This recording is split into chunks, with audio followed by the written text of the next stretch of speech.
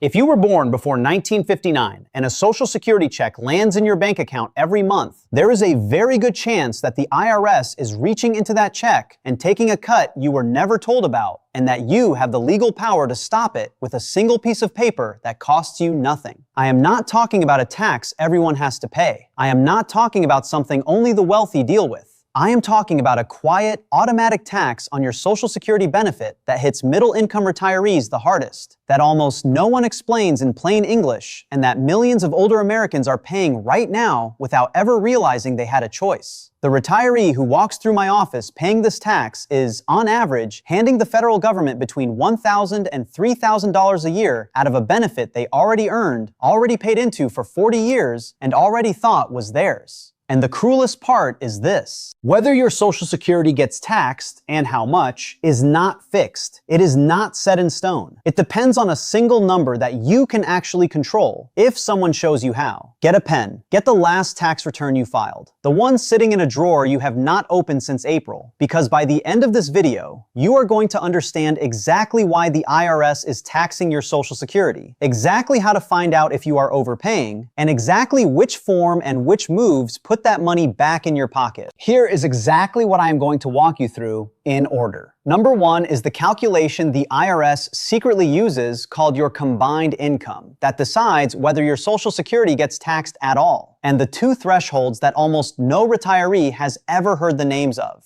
Number two is the single biggest mistake retirees make with their retirement accounts that accidentally pushes their Social Security into the taxable zone, costing them thousands. Number three is the exact order you should pull money from your accounts each year to keep the most of your check tax-free. Number four is the Roth conversion window between 62 and 70 that can permanently lower the tax on your benefits for the rest of your life. Number five is the qualified charitable distribution that lets anyone over 70 and a half shrink their taxable income without giving up a dime of their lifestyle. Number six is the state level piece, because 9 states still tax Social Security in some form, and there are specific moves for the people who live in them. And number seven is the one filing step, the actual form and the actual line that makes sure you are never taxed on more of your benefit than the law requires. Stay with me, because number two is the mistake I see destroy more retirement income than any other. And number four is the move that even seasoned financial advisors forget to bring up until it is too late. My name is Reed Banks, and I work as a federal tax specialist. My practice focuses almost entirely on retirement income, Social Security taxation, and the federal credits and deductions written specifically for older Americans. I sit across the table from retirees every single week during filing season, and the single most common reaction I get, the one I see on a face 2 or 3 times a day, is the moment a person learns that their Social Security has been taxed for years and that it did not have to be. Let me tell you about Margaret, because Margaret is exactly typical of who I am talking to right now. Margaret is 70 years old. She lives in a tidy little house outside Grand Rapids, Michigan, that she and her husband finished paying off in 2009. Her husband, Tom, passed away 3 years ago. Today, Margaret lives on a Social Security benefit of $2,600 a month, a pension of about $900 a month from the hospital where she worked in billing for 26 years, and a traditional IRA that Tom left her, worth a little over $200,000. Margaret is not wealthy. She watches her spending. She has a budget written on a yellow legal pad on her kitchen table. But Margaret had a habit, a perfectly reasonable habit, of pulling a lump sum out of that IRA every year around the holidays, sometimes $10,000. One year, when she helped her daughter with a down payment, $22,000. To Margaret, that was just her money, the money Tom left her, and she was using it the way she needed to. What Margaret did not know is that every single one of those withdrawals was doing something invisible. It was climbing into a calculation the IRS runs in the background, and it was dragging more and more of her Social Security check into the taxable zone. When Margaret came to my office, it was because her tax bill had jumped, and she could not understand why. So I did what I do for everyone who sits down with me. I pulled her last 3 returns and I ran the numbers. And here is what I found. In the year Margaret took $22,000 out of her IRA to help her daughter, that withdrawal did not just get taxed on its own.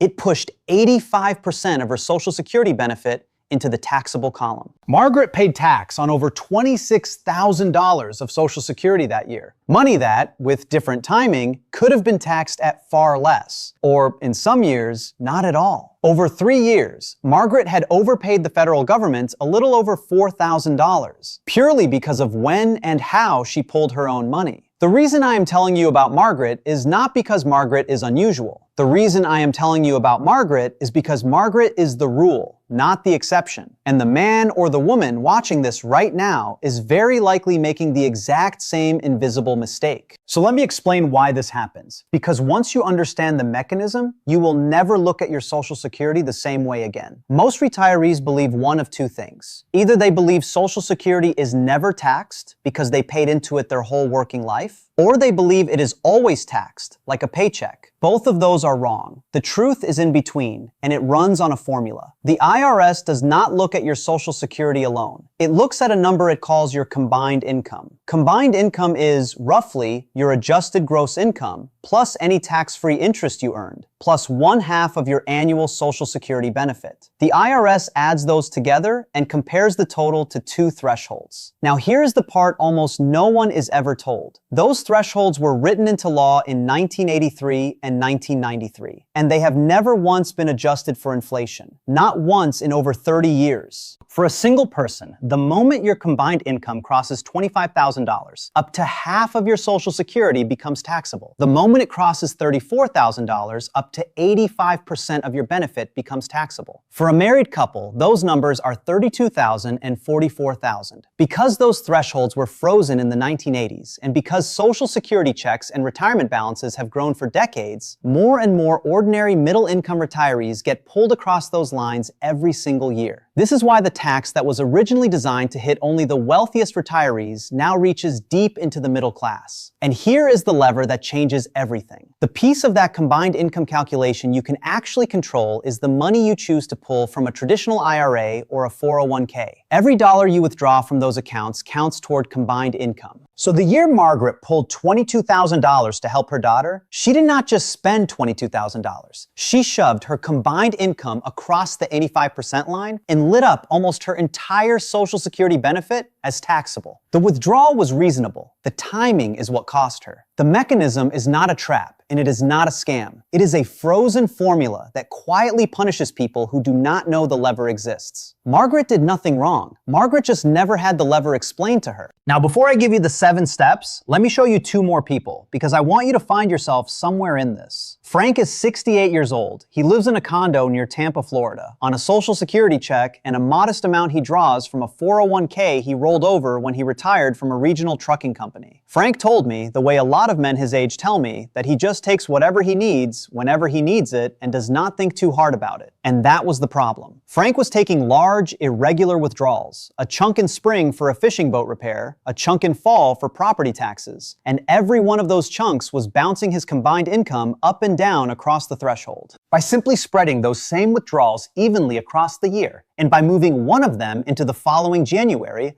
we lowered the taxable portion of his Social Security and saved Frank about $1,900 in a single year, without him spending $1 less on his life. Then there is Dorothy. Dorothy is 76, lives outside Knoxville, Tennessee, and Dorothy is the opposite case. Dorothy has very modest income, almost all of it from Social Security, with just a small required withdrawal from an IRA each year. Dorothy was convinced she owed nothing and did not even need to think about this. But because she gives faithfully to her church, about $300 a month, we were able to route her required IRA withdrawal straight to the church as a qualified charitable distribution, which kept that withdrawal out of her combined income entirely and made sure not $1 more of her Social Security got taxed. 3 people. One overpaying through bad timing, one through irregular withdrawals, one who thought it did not apply to her at all. Every one of them keeping more of their check after we were done. That is the reach of what we are talking about. So here is exactly what to do in order, starting with the step that helps the most people. Number 1, find your combined income and learn where you stand. Before you can fix anything, you need to know which side of the thresholds you are on. Pull out last year's tax return. Take your adjusted gross income, add any tax-free interest, then add 1/2 of the total Social Security benefit you received for the year. That total is your combined income. Compare it to the thresholds: $25,000 and $34,000 if you are single, $32,000 and $44,000 if you are married filing jointly. The action step is this. Write your combined income at the top of that yellow legal pad, because every other move in this video is about managing that one number. If you are sitting just above a threshold, even small changes can pull you back under it. Number 2, stop taking large, lumpy IRA withdrawals without checking the tax cost first. This is Margaret's mistake, and it is the single most expensive one on this list. Every dollar you pull from a traditional IRA or 401k climbs into your combined income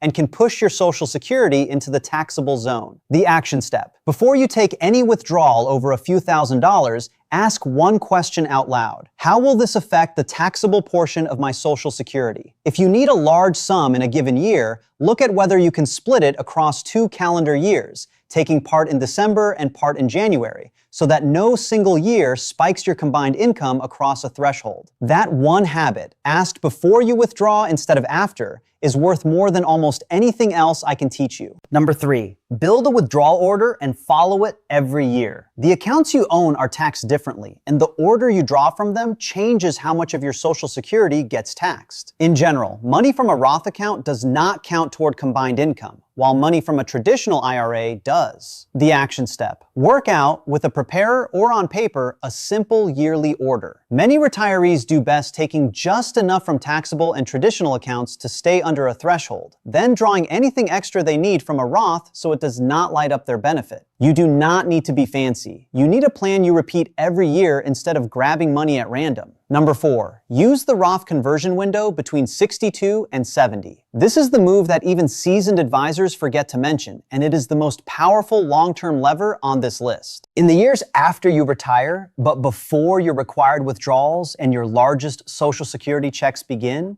your income is often temporarily low. In those low years, you can convert a portion of your traditional IRA into a Roth. Pay tax on it at today's lower rate, and from then on, that money grows and comes out without ever counting toward combined income again. Done carefully over several years, this can permanently lower how much of your Social Security is taxable for the rest of your life. The action step. If you are between 62 and 73 and your income is in a temporary dip, ask specifically about a multi-year Roth conversion plan. Do not convert so much in one year that you spike yourself into a higher bracket. Spread it out. This is a scalpel, not a sledgehammer. Number 5, use the qualified charitable distribution if you are over 70 and a half. This is Dorothy's move. If you are at the age where you must take required minimum distributions from your IRA and you give to a church or a charity, you can send that money straight from your IRA to the charity, up to a generous annual limit, and it never counts as income to you at all. That keeps it out of your combined income and protects your Social Security from being taxed because of it. The action step. If you donate regularly and you are over 70 and a half, call your IRA custodian and say, I want to make a qualified charitable distribution. Do not write the check from your checking account. Let it come straight from the IRA and you get the gift and the tax protection at the same time. Number 6, know your state's rules. Most states do not tax Social Security at all, but a handful still do in some form, and the rules differ in each one. If you live in one of those states, there are often age-based or income-based exemptions you can claim that mirror the federal moves we just covered. The action step.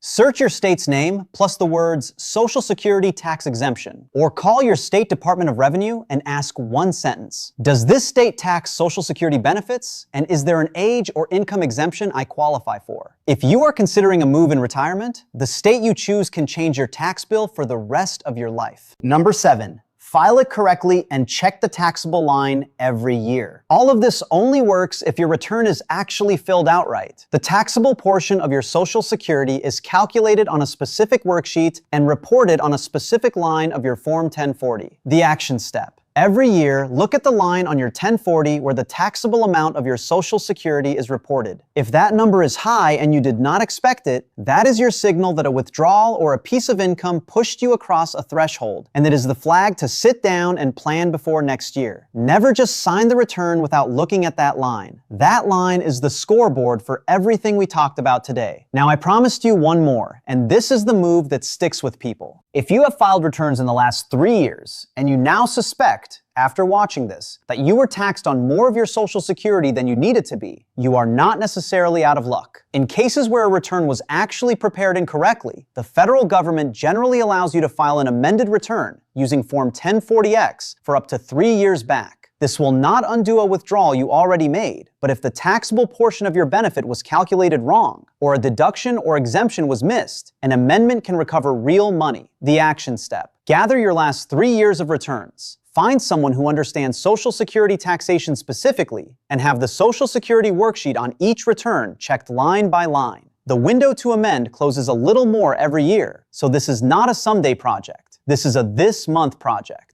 I have put together a free guide called the Social Security Tax Survival Kit, and you can download it at the link in the description below. It walks you through the combined income calculation in plain language with a fill-in-the-blank worksheet so you can find your own number in about 10 minutes. It includes a one-page withdrawal order planner you can keep on the refrigerator. It includes the exact questions to ask your tax preparer about Roth conversions and qualified charitable distributions this year. And it includes a simple checklist of the 9 states that still tax Social Security and what to ask in each one. It is completely free, there is no catch, and the link is waiting for you right under this video. If you take only one thing from everything I have said today, take this. The tax on your Social Security is not a fixed cost you simply have to accept. It runs on a frozen formula in a single number you have the power to manage year by year with the right moves and the right timing. Margaret lost over $4,000 to bad timing she never knew was a choice. Frank was bleeding money through irregular withdrawals. Dorothy thought none of this applied to her. None of them did anything wrong. They simply were never told. Now you have been told. If this video helped you, please hit the like button,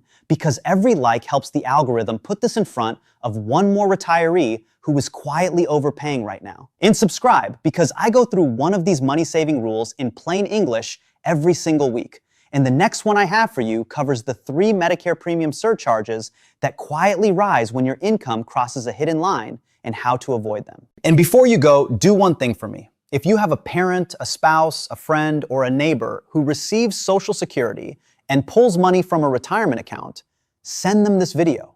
The timing of a single withdrawal can cost them thousands, and most of them have never once been told that they had a choice. So you be the one who passes it along.